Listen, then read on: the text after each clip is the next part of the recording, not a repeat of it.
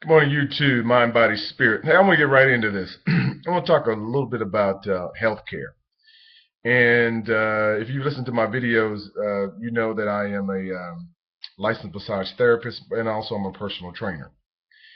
And this thing about healthcare really, always perks my interest because, obviously I'm in the field to where I believe that people should take personal responsibility for their health. Now, I will say there's one exception to what I'm about to say, and that is that people who don't make a lot of money and they can't eat like organic foods and things of that nature because they are expensive, or food that's higher in protein and lower in carbohydrates.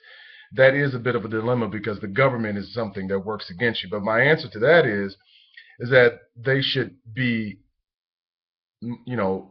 for government being limited so that they could be able to help themselves. So I'd say that these people who are poor or don't have the means to be able to buy food that's healthy for them, every time they go to the polls, they ought to think about that.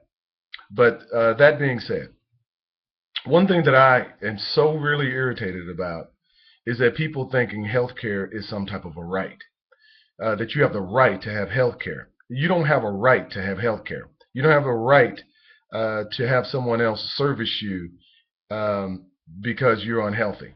And what's interesting about that is that most people are unhealthy not because they were born with some ailment, it's because of something that they've done themselves. They eat and they drink themselves into the next zip code. They're obese. Uh, they're nutrient deficient, and so their body can't heal itself if they want to. They set their body up for cancer. They don't exercise. All these things, and then when all this is over with, they want someone else to pay for their bad habits. I'm so sick of these people. And this is one lady. She's a Sheila Jackson Lee. I don't know where she's from. I don't know if she's from Texas, from California, but I'm sure she's from one of those states. And she is so ignorant as into believing that healthcare is a right. You know why? It's because she's 100 pounds overweight, and she wants someone to take care of her because when she leaves from talking on the floor of the house, she's going to get her a steak and big thing potato, probably a big pitcher of beer, or a big thing of iced tea, or some type of punch. She's not going to exercise, and even if she is exercising, she's not exercising enough to offset her bad eating, which really that's impossible. But she these are the people who believe that there is some type of a contract between the older generation and the younger generation. These people cannot stand the fact that there are people out there like me, who is a libertarian, who believes that you are 100% responsible for yourself. And I totally understand why Republicans and Democrats, they hate people like me. They hate people who think on their own and are not slaves to the system. You got to understand that. Now, most people are not that way. That's the reason they are in the majority. They love the idea that they believe that healthcare is something that's right. Now, this is what's interesting. They'll take money from me and tell me who's a person who gets up every day. I work out. I control what I eat. I don't eat junk food. I don't go out that much to eat. I control what I eat. They want me to subsidize a person who makes a different choice. See, as a libertarian, I want you to be able to have the choice to eat whatever the heck you want to eat. You want to eat honey buns and freedom fries, and you want to eat hot dogs and deep fried butter. I think you have every single right in the world to eat that. That's the whole thing about liberty. I want you to be able to eat that. Herein lies your problem. See, you want the freedom to eat what you want to eat, but then you don't want to take responsibility for what it is that you eat. The fibromyalgia, which is a made-up disease, irritable bowel syndrome, and your joints hurting, collapsed arches, all this stuff that you're doing, you don't want to take responsibility for that, and you want someone else to. And it's always interesting to me that people do things to themselves and they don't want to take responsibility for it. And what they do is they'll say the Republicans are mean and this and that. Again, I'm not a Republican, I'm a libertarian, but basically they think libertarians are really cruel. But the thing about it is that most of the time they don't want to take responsibility. And I'm going to give you an example. In a movie, I think it was called Crimson Tide. And this is a really interesting thing because it really shows you that it's art imitating life. It was a guy on there, was a fire scene on there, and Denzel Washington, who to me in this movie he epitomizes what a liberal thinks like. And Jack, I can't remember his name, but he was the skipper of the boat. He characterized to me as what like a libertarian would think, or like a person who is truly a Republican. I'm talking about a Republican back from 1789.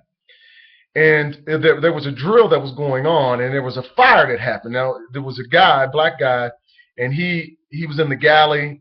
That's the kitchen. He was in the galley, and there was a fire that started during the drill. All right, now they had to contain the fire, and Jack, who was the ship's captain, he wanted to continue with the drill, because the drill is something very necessary, for them to be on that submarine and to be able to that submarine to function at its top level. It's a killing machine. That's what it is. But anyway, there was a fire that started. Jack, and it got so intense that Jack had to call off the drill. And then he has this conversation with Denzel. Denzel's all pissed off, and he says, "Hey, this guy's a cowboy, and he still want to continue on with the drill, and he doesn't care about people, and this and this and that." So he and Denzel have this conversation, and when they're in there having a conversation, Jack tells him, he says, "First of all, don't question my authority in front of the men." But then as Denzel was leaving, this is what he says to him. He says to him, he said, "The fire is not what killed him. His 300 pounds is what killed him." This is exactly the point. This is exactly the point. Things happen to human beings. We as human beings, we are mortal. There are going to be accidents we're going to have, things of this nature. And what he was trying to say, and I think the liberals and progressives don't understand this, accidents happen. What he was saying is, think about all the people who survived the fire. The people who survived the fire, most of them were in shape, they were healthy, they had strong lungs, and so they couldn't prevent the fire. No, they couldn't prevent that. But they were healthy enough to survive the fire because they weren't 300 pounds. You see?